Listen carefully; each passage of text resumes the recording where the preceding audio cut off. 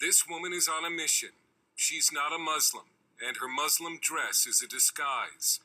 Her mission is for Muslims to know what is in the Quran, because she says if more Muslims knew what was in the Quran, more would leave Islam. Mona Walter came to Sweden from Somalia as a war refugee when she was 19. She says she was excited about joining a modern European nation with equal rights for women. But as a young Muslim woman, that was not the Sweden she encountered. In fact, she says it was in Sweden where she first experienced radical Islam on a daily basis. I discovered Islam here in Sweden. In Somalia, you're just a Muslim. You're just born into Muslim country without knowing the Quran. But when you come to Sweden, then you go to mosque. And there's a Quran, so you have to cover yourself. You have to be a good Muslim. Walter says she grew up in Somalia never having read the Quran. So I didn't understand what I was part of. I didn't know who Muhammad was.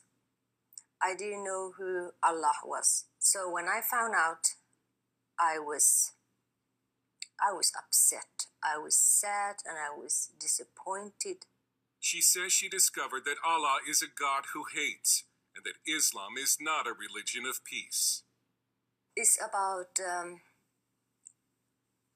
hating and killing those who disagree with Islam. It's about conquering. Muhammad, he was immoral. He was a bloodthirsty man. He was a terrible man. And they can read that in his biography, what he did to Jews, how he raped women, how he killed people. I mean, he killed everyone who didn't agree with him. Discouraged, she left Islam and became an atheist, until one day a family relative encouraged her to read the Bible. She still remembers the first time she read Matthew chapter 5, verse 44, where Jesus said to love your enemies and pray for those who persecute you. It was very strange for me, love your enemy, because in Islam you have to kill your enemy. Kill your enemy and kill everyone who refuses Islam. But Jesus Christ, it was all about love and peace and forgiveness and tolerance. And for some reason, I needed that. She went to see Pastor Faoud Rasho, a Syrian immigrant who ministers to former Muslims in Sweden.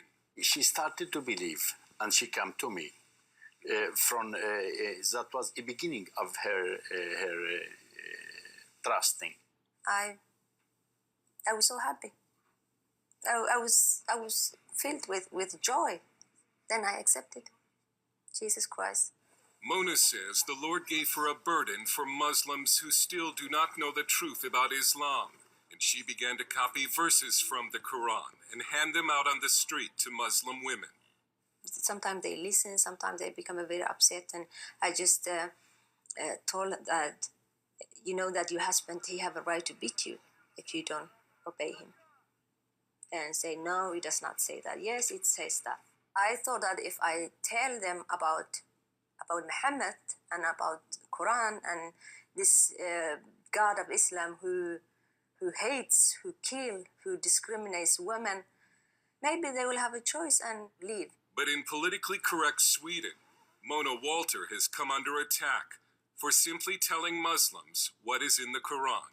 And I've been called Islamophobe, and yeah, you've been bought, you're a house nigger and stuff like that, terrible things. She has also been called a racist. Walter warns that Islamic radicalism is a serious threat in Sweden and says Swedish society should care more about women trapped in Islam. They will think like, oh, we're in Sweden, we have a freedom of religion. But Muslim women don't have a freedom of religion. They live under the law of Allah, not under the Swedish law. So they will suppose everyone have a freedom of religion. We don't have freedom of religion. It's not for Muslim women. It's for everyone else. She lives under death threats and sometimes travels with police protection. She wanted to show us Muslim areas around Gothenburg, but had to first dress as a Muslim. She believes if she were to show her face, she would be attacked.